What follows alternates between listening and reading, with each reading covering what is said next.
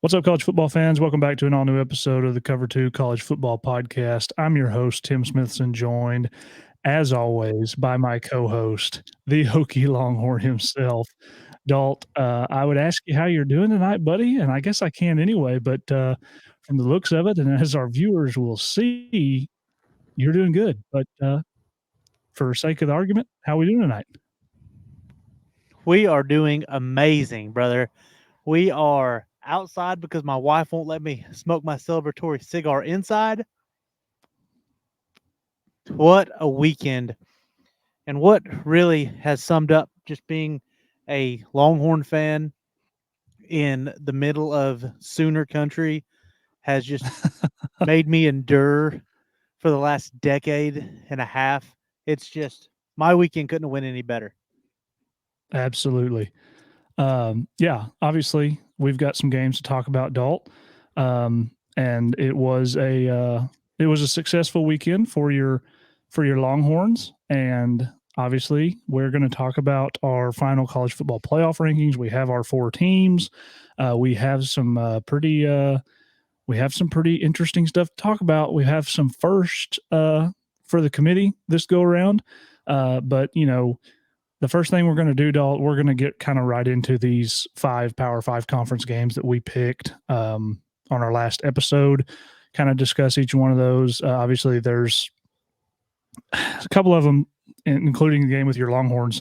There's really not a whole lot to talk about there. So I'm sure we'll spend probably a majority of this episode discussing these final rankings and kind of the controversy that has unfolded behind all of those.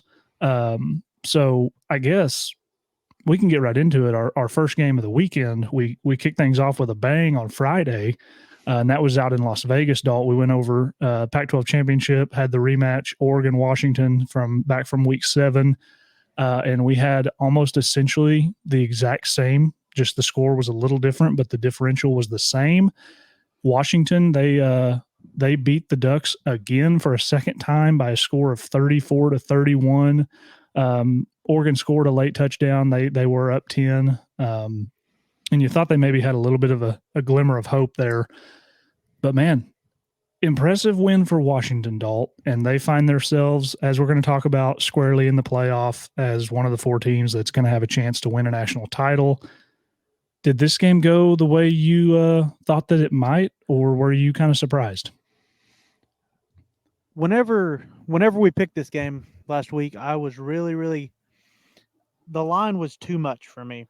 I know Oregon was hot and Washington had its struggles, but for me, it really felt like it was Washington was going to cover. I really thought Oregon was going to win this game. And I remember watching this game and Oregon just gets jumped out on. Washington does to Oregon what Oregon has done to a lot of teams that's played this year and kind of made Oregon play from behind. Now Oregon finally calmed down and started taking advantage of what is probably a average defense for Washington. They played lights out for the first half, but once the second half started, Bo Nix really come alive. Um, Once Washington took the 10-point lead late, for me, I was like, "Oh, this one's over. They're not. They can't go score that quick." And then Oregon goes and scores in like 2 plays, I think it was. So good for Washington for finding a way to milk that clock out, but really just what a great year for Washington and Coach DeBoer. I mean, that's DeBoer, right? DeBoer, I DeBoer. believe.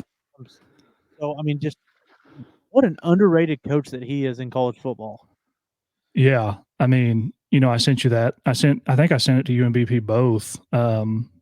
His record as a head coach and how bad Washington was before they got there, but they went 4-8 the year before. Since he took over, 24-2, 9-0 against ranked opponents, and he is now 103-11 in his career as a head coach.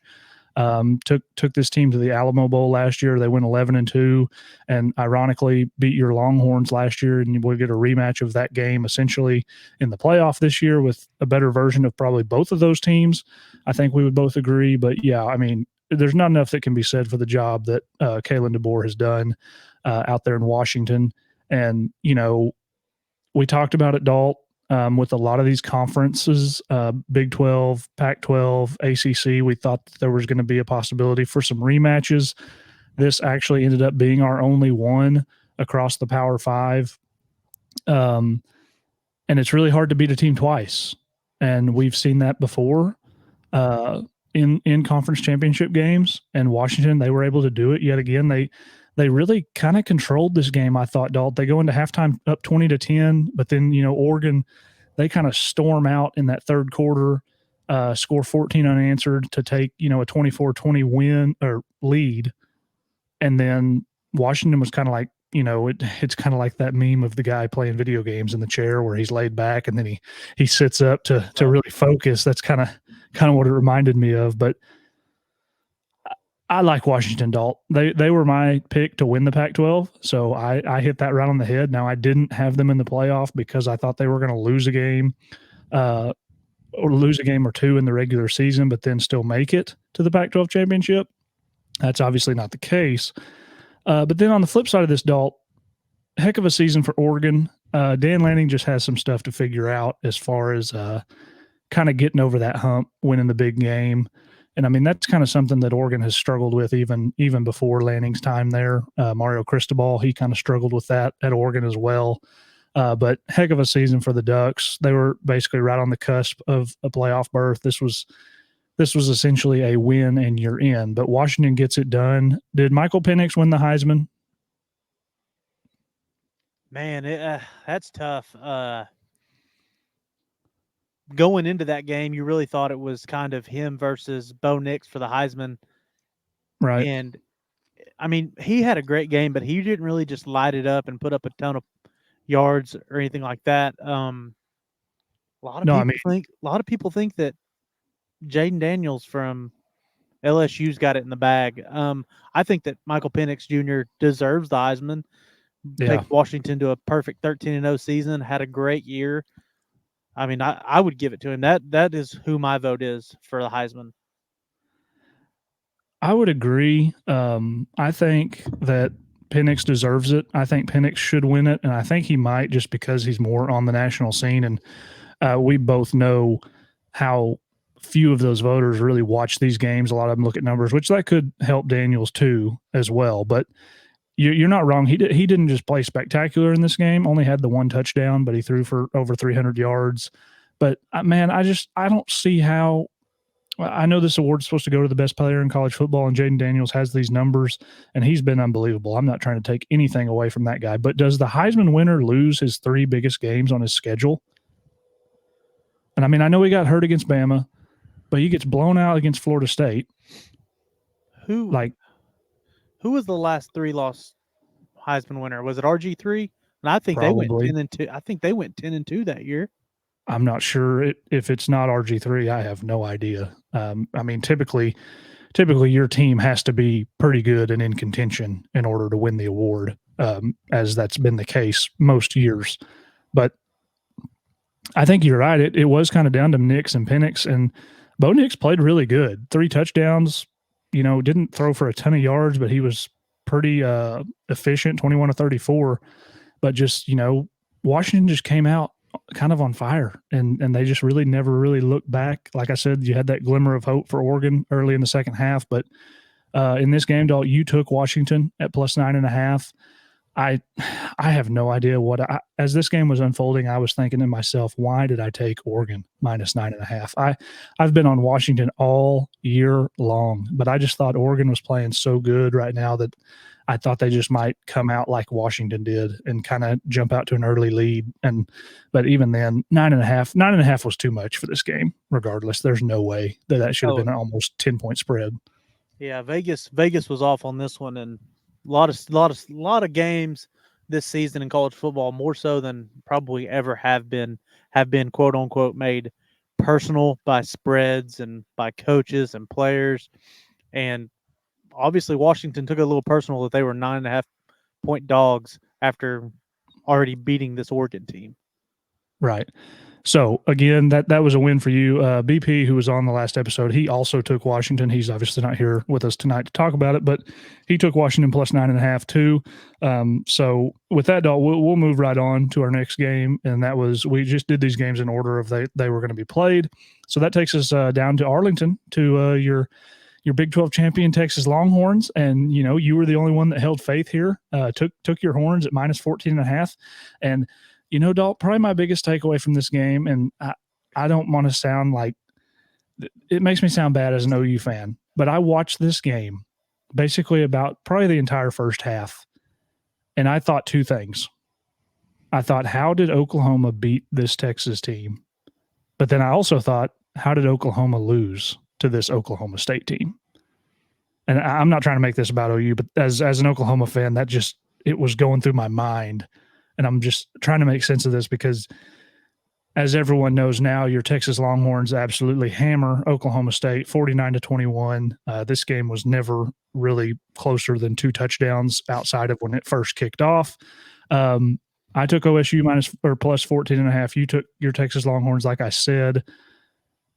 I'm going to give you the floor, Dalt. I know you're happy, you're thrilled.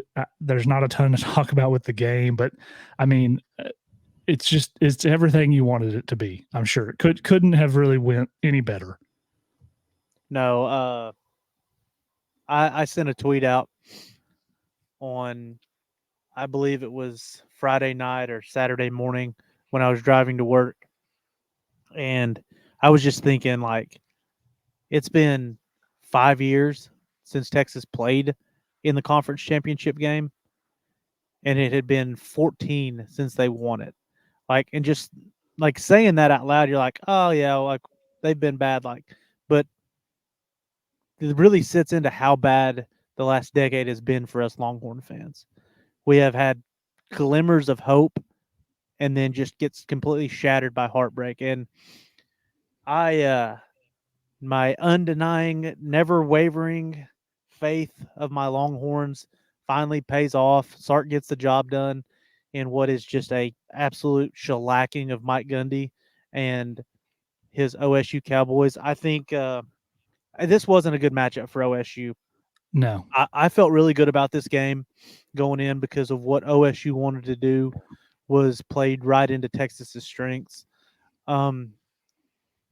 Bowman's not really the guy that's going to beat you deep with a deep ball and do it consistently. Like, I know he had a couple plays there where he could push the ball downfield and got PIs or a great catch, but he wasn't going to be the guy for 4 quarters that just come out and just beat you through the air. Right. The Doak Walker Award winner, Ollie Gordon, he's a great running back. He was running up and down the sidelines before this game, screaming F Texas. And in the second quarter, he was throwing a tantrum, spiking his helmet on the sideline because he couldn't find no running room.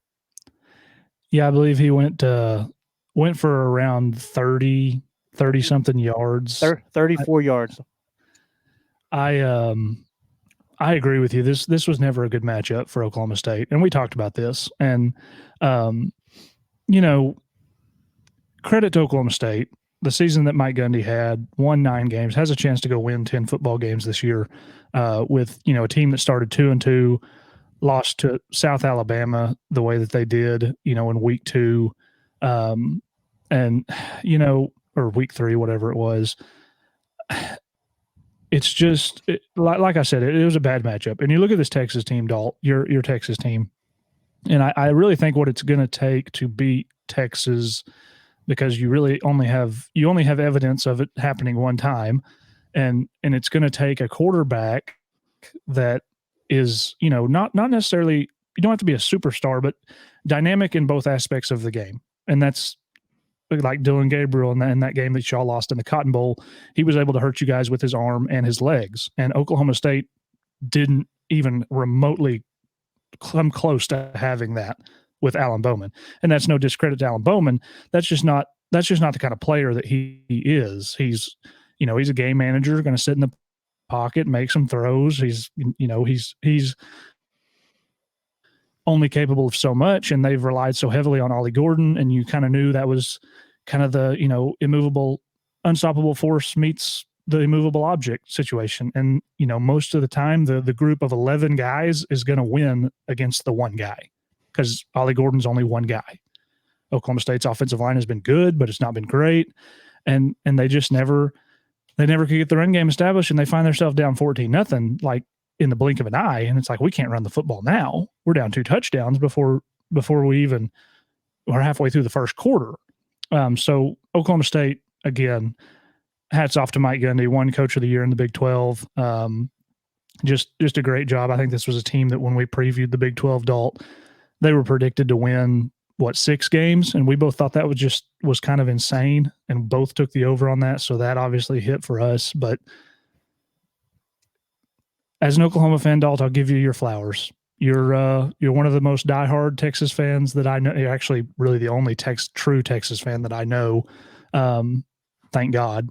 But it's been a rough go for the last 10, 15 for you guys. I'm not by any stretch of the imagination going to say that I'm happy for Texas, but as a good friend of a Longhorn fan, I can say I'm happy that you're getting to experience some joy. As an Oklahoma fan, I've experienced a lot in my lifetime watching the Sooners. It's been a rough go for you guys for the last 10 or so years, and I'm happy for you, brother. I'm not going to sit here and say I hope you go win the whole thing, because I really hope you don't, but you might. It's obviously you got a chance. But back to our pick, I took OSU plus 14.5. BP also took his Oklahoma State Cowboys plus 14.5.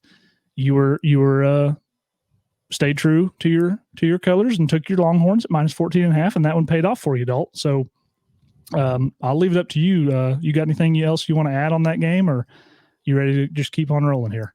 We can keep on rolling. I mean, we can. All I really got to say is Quinn played lights out. I mean, that's the 5-star quarterback we've been looking for. I know everybody says, well, he played good against Bama and OU last year. He didn't play this good. I mean, he broke the Big 12 championship game record for passing yards. He threw for 350 yards in the first half, 4 touchdowns in the first half. Sark really just kind of wanted to run the ball out in the second half, which I don't blame him. You're up by 21 going into the Y'all could have won that game by 70. Yeah, but I mean, that's and another thing, if Coach Sark ever sees this, I know everybody's patted him on the back for it, but what a great show of class and respect he had for Jonathan Brooks, who was leading the country in rushing. Saw that. He tears his ACL against TCU, allowing him to come out there on the final kneel down of the game. That just, if I wasn't at work, I'd have been crying. Well, and you can't cry at the fire station.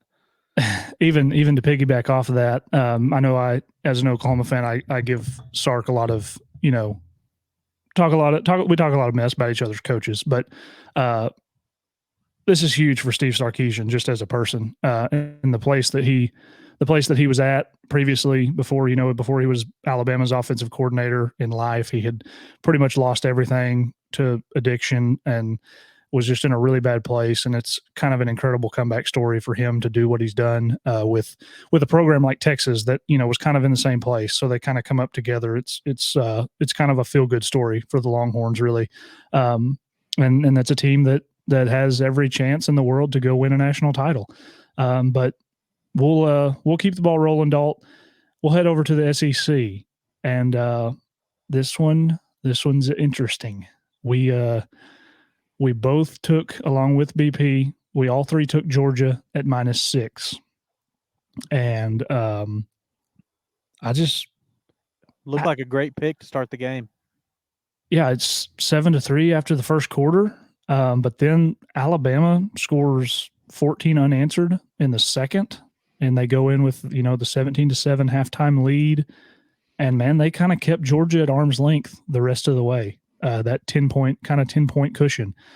Georgia, they were able to get within 3, I think, 2 times, and then they did there at the very end.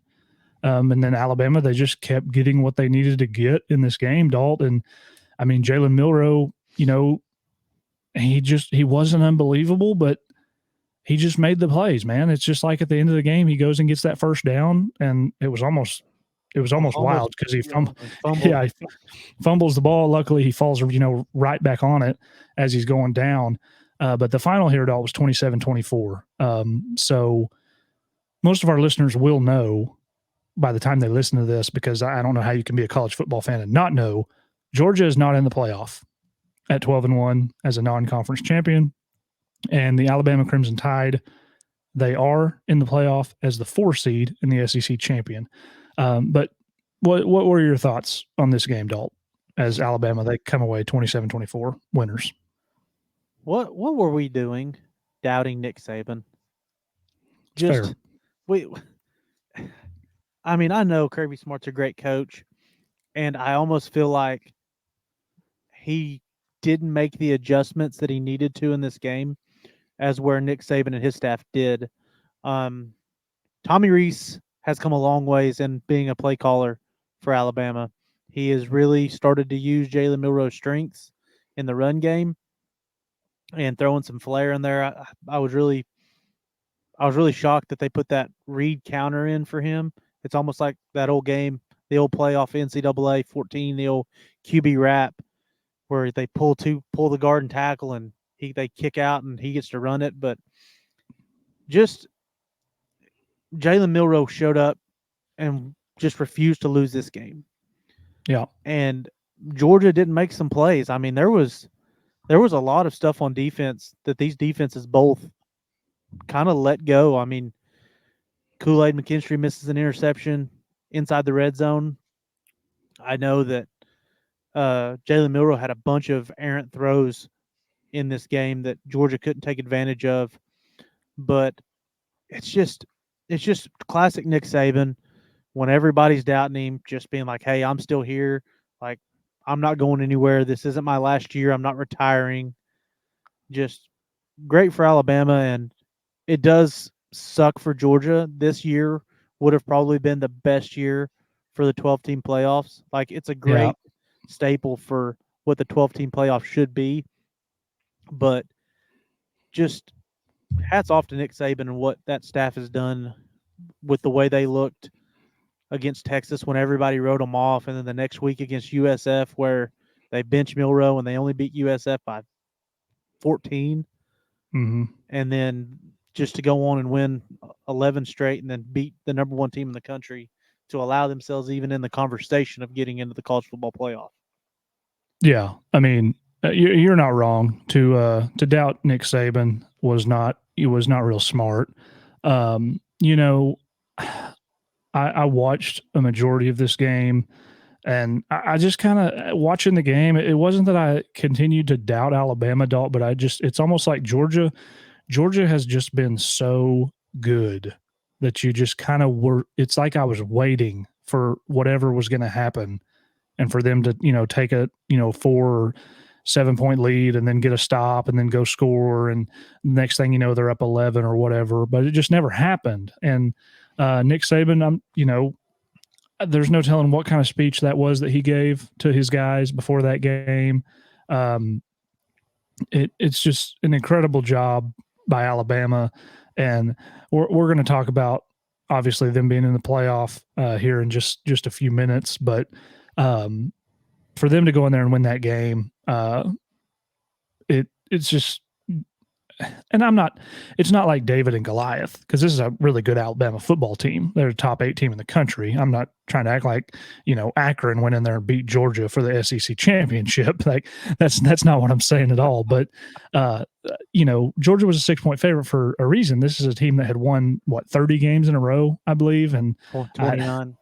I had made the joking comment that, this was a team, if they ended up winning it all this year, was going to make a serious push at the all-time win streak. So as a Sooner fan, Dalt, I can say I'm glad to see Georgia go down for that reason. That's a record that will continue to hold from the 50s, but it'll probably never be broken after this point. But to win 29 games in a row in today's age of college football is just, it's incredible. But I sent you the post on one of their message boards. Georgia fans they're ready to fire Kirby because he can't beat Nick Saban. Only beat him one time out of like 4 games. And so, hey, these last 2 back-to-back national titles, Dalt, that's just not enough. We Yeah, can't beat Saban. We can't win the SEC. We can't beat Nick Saban. Fire firing, Kirby. Fire fire, everybody. I firing. mean, Do it. they're yeah, please do it.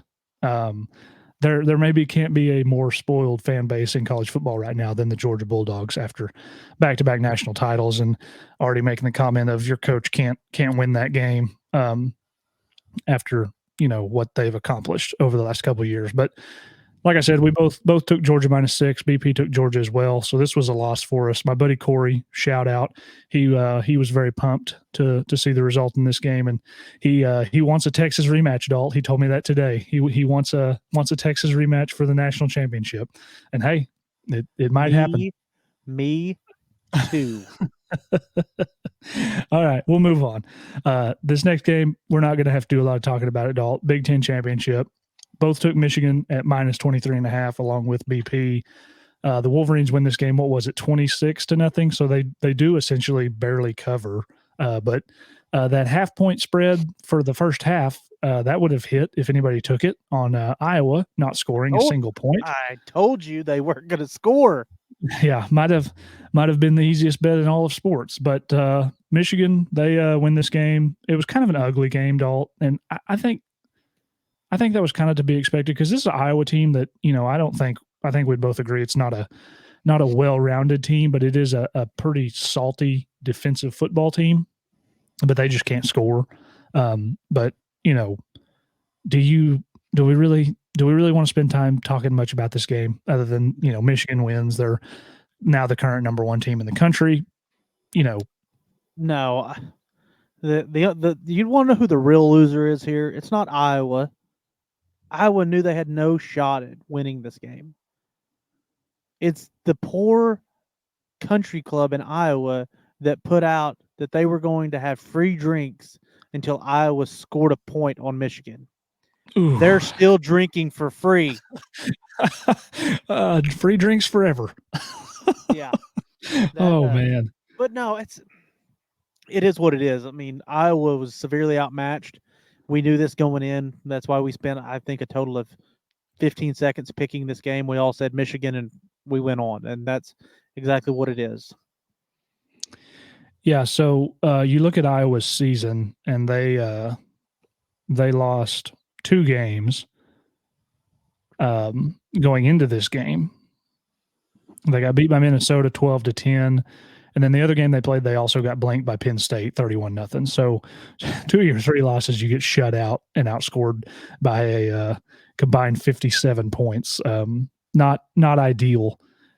Think some changes maybe need to be made up in Iowa City for the Hawkeyes. But we'll go ahead and move on. We all 3 took Michigan. That obviously hit, so that was a win for us. And then our final game of the night, Dalt, which this was actually played at the same time as that Big Ten championship, but it was the ACC championship played out in Charlotte. Florida State just do everything that they can to win this game. Final score was 16-6. Hamstrung at quarterback with Jordan Travis out and their backup Tate Rodemaker out due to concussion protocol. They go with the backup first time ever starting third-string quarterback Brock Glenn, and boy, did it look like it was his first time ever starting. But by some miracle, Dalt, he might not have been the worst quarterback on the field on that night. Jack Plumler played absolutely atrocious. I'm talking I could have ran out there and probably completed more passes than he did. I mean, this is not terrible. Good. Terrible. Good. They had every opportunity to win this damn game. Florida State could not move the ball. But at the same time, Louisville couldn't move the ball. And that's what just dumbfounded me. Your defense does everything to keep you in this game, and your offense just lays an absolute egg. Just looking at it, the only reason the 1 touchdown was scored in this game was because Florida State ran Wildcat and broke loose like a 68-yard run that got them down to the 2 and allowed them to punch in from the 2. That's it. Right. The Glenn kid was deer in the headlights. Now, can you blame him? No, absolutely not. But I will say this. the Florida State wide receivers did not help him. No. Keon Coleman had, I think, 2 huge drops, and Johnny Wilson wasn't getting open and wasn't giving him much of a chance. So you knew what this game was going to be. If you're a Florida State fan, you're pumped that you went 13-0 and you won the ACC, but at what cost? Like Right. Right. like I hurt for Florida State fans, and I'm not like Sucks. I'm not a big Florida State guy. Like, I don't care. I cheered for him when Jameis was there, but that was mostly because I hated the SEC. Right. But Yeah, I mean, it's just, man, that stings. And the tweet that Jordan Travis sent out after the college football playoffs were announced, just that sucks, dude. heartbreaking, man. I hate that for him. I hate that for their fans. Well, and we're going to talk about the playoff here in just a minute. This is our last game. I took Florida State here at -2.5, so that hit for me. You and BP both took Louisville to win this game, or to cover, actually. And Louisville had every opportunity. But Florida State, they total 7 sacks in this game. The offensive line just could not block that front, that really good defensive front for Florida State. That's kind of obviously what you just touched on. That's basically what carried the day for Florida State. They had 55 passing yards, but you throw the Brock Glenn kid in, and he can't shoulder any of the blame for this game. I mean, this is a third string quarterback that's starting his first college game ever in the ACC championship against what I think we would both agree is it's not a great Louisville team, but that's a good football team. I mean, really well coached. I know it's first year of Jeff Brom, but that's a good football team. And they obviously didn't really play their best game either, but a lot of that's because of that Florida State defense. But yeah, we're going to obviously get into it, but to touch on Florida State, they are now the first Power 5 conference champion to go undefeated 13-0 and find their way to be left out of the playoff on Selection Sunday. I thought Booger McFarland, for all the idiotic things that he says, I thought he had a pretty good take on this. And great take. I'm kind of torn on it. And to wrap up our picks, Dalt, I went 2-3. You went 3-2. So I would have to look. Let me see here. It was over when Washington beat Oregon. You couldn't catch me. Yeah, I'd have to total up, but yeah, you end up winning the season on picks. Stayed over 500. I stayed right there under 500. We'll get right into our playoff talk, Dalt, and we'll stick right there with Florida State. So, as it turns out, final rankings come out today. We're just basically going to talk about the top 7 here. We may discuss it a little bit more further, but it's irrelevant too, really, because we're going to have our bowl, our bowl picks, probably our next episode. We're going to preview the New Year's 6 games on down the road. But top 4 is Michigan at 1, Washington at 2, Texas at 3, and Alabama as the 12-1 SEC champs. They get in there in that 4th spot, and right on the outside is Florida State at 5, and then Georgia at 6, and Ohio State at 7. And so, it sucks for Florida State. We just talked about it. I have kind of looked at this. I've thought about it all day, and we talked about this for a couple of weeks now because of the quarterback situation. Yep. I can kind of see it from both sides, Dalt, because I get the argument of why do you play all these games, this and that, but I think, can both agree Florida State is not the same team without their starting quarterback. No. And like most teams in college football. That's just it's the simple factual truth. If you took Florida State even with their backup, who I think is a pretty nice player, but he's not Jordan Travis. If you take them with their backup against those 4 teams in the top 4, and you see a hypothetical spread, I guarantee you there's probably not a spread within a touchdown. Nope. Now, could they maybe still win that game? Sure. But you take them with Jordan Travis against those top 4 teams, it's easily within a touchdown all 3 games. I think no doubt about that. If not being favored over and a Washington. I just what a great year it would have been for the 12-team playoff, because even, you make this argument of Florida State didn't deserve to be in. It needs to be the 4 best teams. We have Georgia all the way down there at 6. Like, you're not telling me that Georgia couldn't beat any of those 4 teams that are in the top 4? Yeah. So, like, that argument to me kind of gets thrown out the window when you say that. And it's like, well, Georgia that's a team that just won 29 straight games, back-to-back national titles, that they were favored against Alabama. I know they lost, and they would be favored against all 3 of those other teams. No questions. Like, would it be close? Sure. But they would be favored probably by anywhere from like 2.5 to 7 points, I would guess. Yep. So, I mean, that's the biggest controversy, obviously, Dalt, is Bama gets in. I think that was always a debate. I actually talked about it with a couple of guys at church today, because they listened to the podcast, and they kind of were asking me my opinion, what I thought it was going to be. And I told them that it was, I figured Michigan, Washington, Texas. And then I said, it's probably going to come down to Alabama or Florida State. And then I made the comment like I did to you. I thought the committee could have potentially had an easy way out with this and said, hey, we took the 3 Power 5 champions that are undefeated, and then we had a head-to-head with Texas and Alabama. So we took Texas.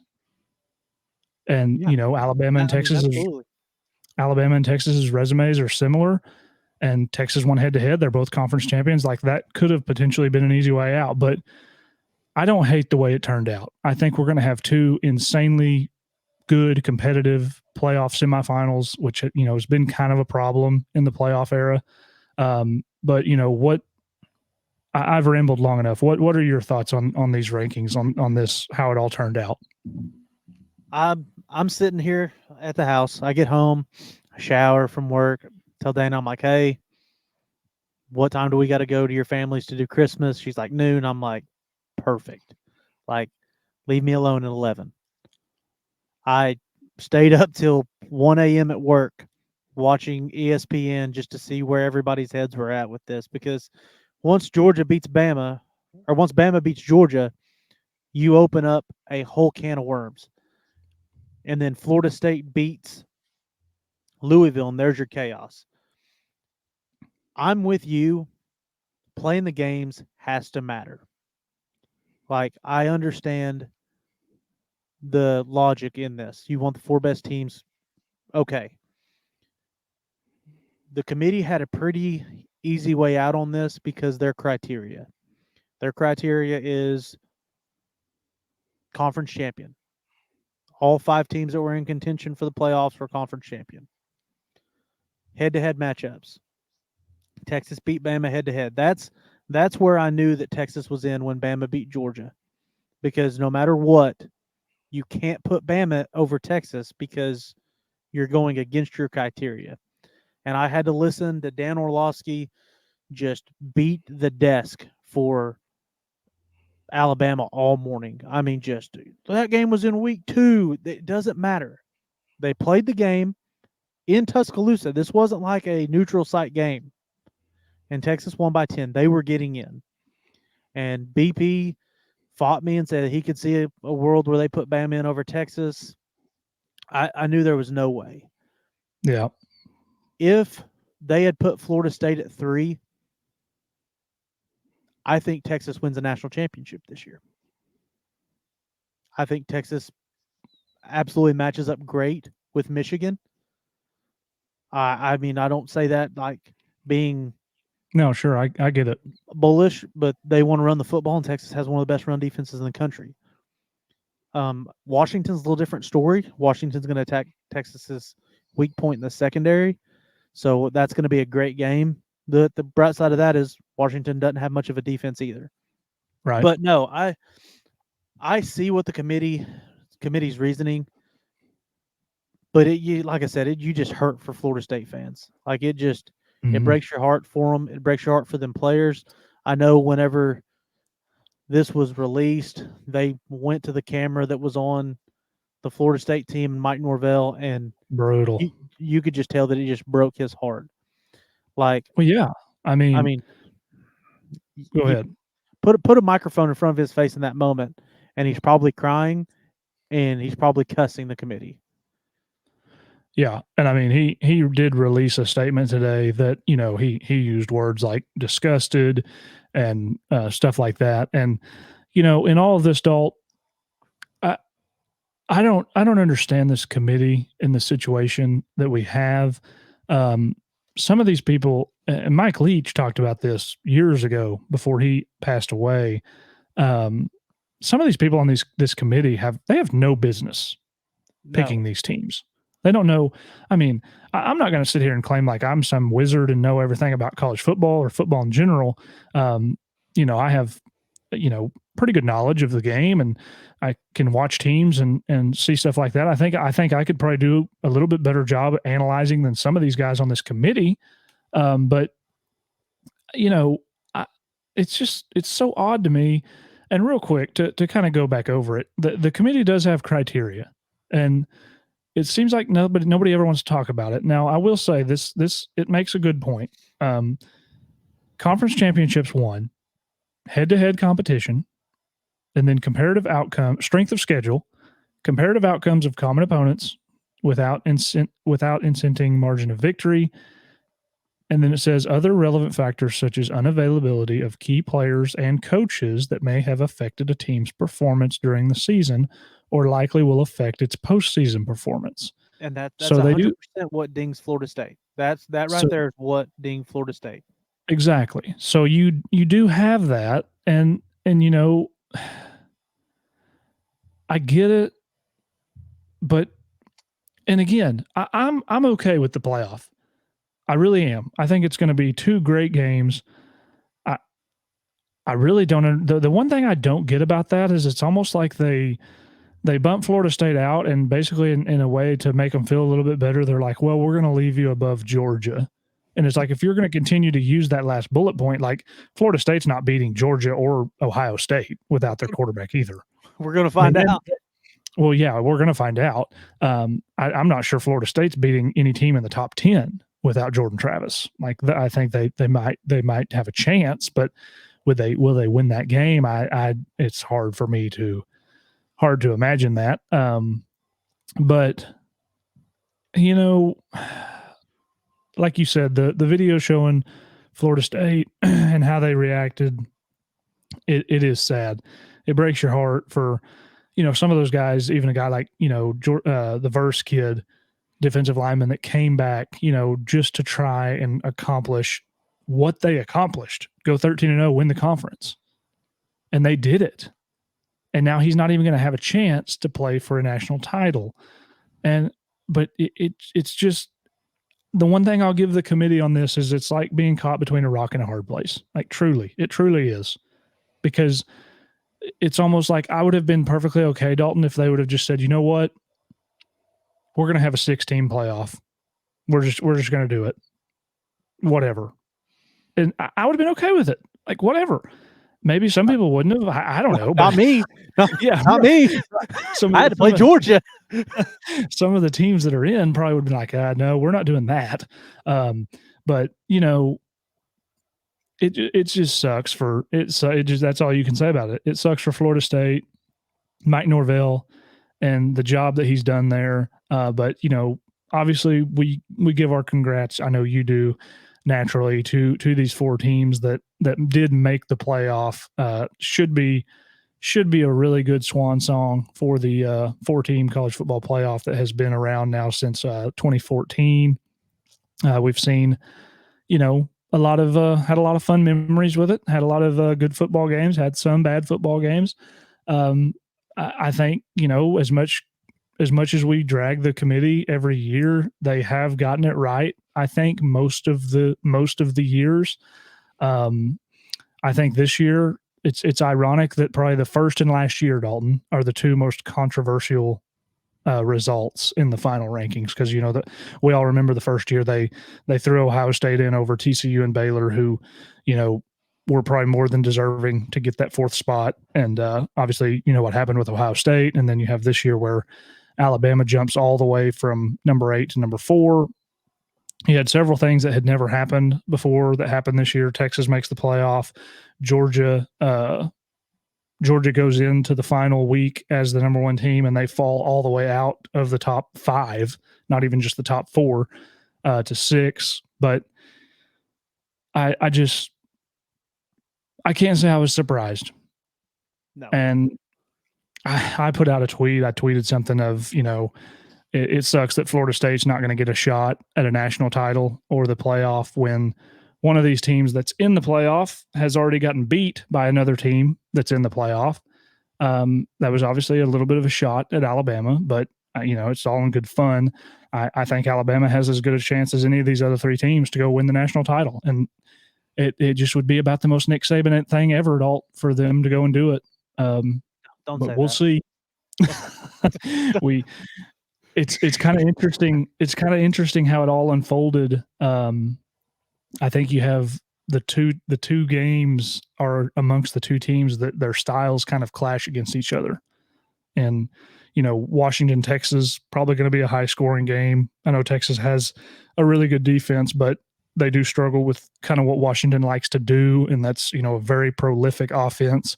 And then Michigan, Bama, it's probably going to be a 4-hour fist fight. I mean, they're going to knock the absolute crap out of each other. And, you know, early on, I think, you know, we're going to preview this game, but, you know, early on, I would say I kind of like Alabama and I kind of like Washington. And I'm not trying to take a shot at your Longhorns. That's just my opinion. I mean, I know you probably like Texas, and I would assume you probably are leaning more towards Alabama over Michigan. Yeah. But we made it, Dalt. We made it. Do you have anything else you want to talk about on these as far as outside of really the top 7?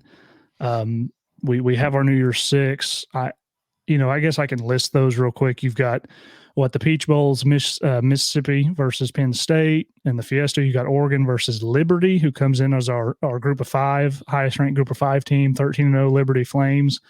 And then in the Cotton Bowl you got Missouri versus Ohio State, and then in the Orange you've got Florida State versus, here's your gift for not making the playoff, Georgia Bulldogs. So, you know, should have some pretty good New Year's 6 bowls. We're going to talk about that. I think kind of our plan here is we're going to basically we've got all the bowl games have been released now. We know where everybody's headed. So we'll do like we did last year. We'll have a basically just a massive bowl bash where we'll pick every bowl, just pick a winner for all the games outside of the New Year's 6. And then once it gets close enough, we'll preview our New Year's 6 and 2 playoff matchups, and we'll go from there. But again, Dalt, we made it. We got through another season. Well, I mean, what a great season for. I know our 3-man group chat. We would love if we could get BP in there every episode. Like, BP is just as knowledgeable about football as we are, and he's definitely more knowledgeable than me.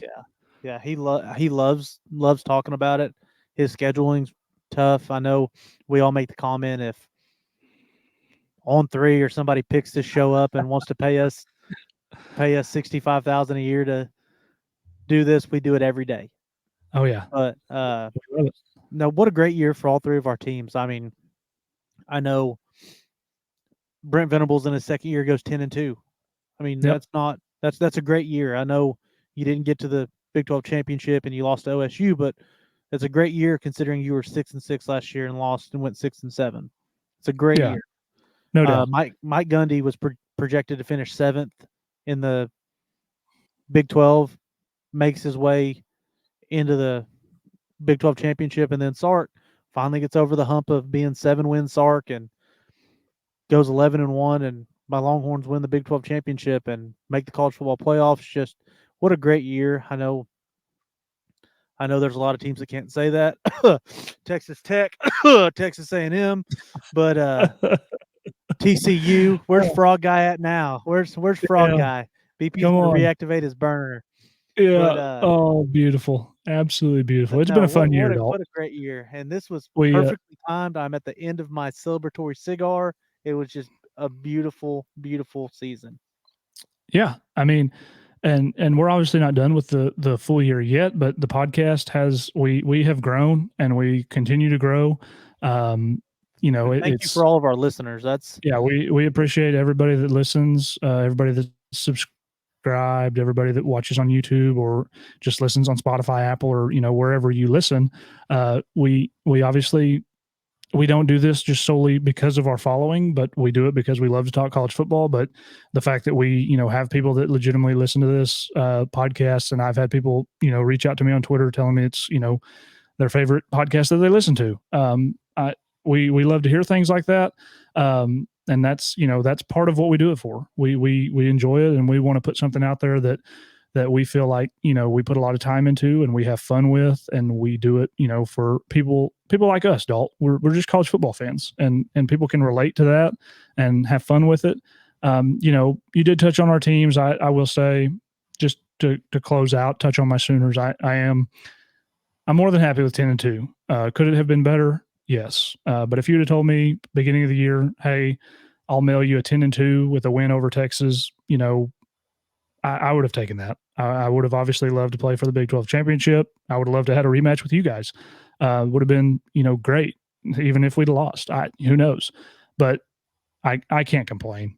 You hate to lose that last Bedlam, sure, but it's almost fitting for Oklahoma State to win that game as much as Oklahoma has dunked on them the last 15, 20 years. So I can accept it. It is 15, 20 years. well, the last history of the entire rivalry, sure, but whatever. I've only been alive for the last 25 to 30 of it. So with that, Dalt, we've done our recap of our games. We've discussed the rankings. We don't have anything else to add on that. Like I said, we'll be back probably. If not this week, we may not. We may wait to come back until next week to do our, get our bearings as far as these bowl games and get them all done. It might be a little too quick of a turnaround because we're not really on a week by week time crunch, obviously, for these bowl games. But we will be back. And Dalt, I guess if you don't have anything else to add, then we'll see y'all then, and we're out. Yeah, don't forget to cover the flats.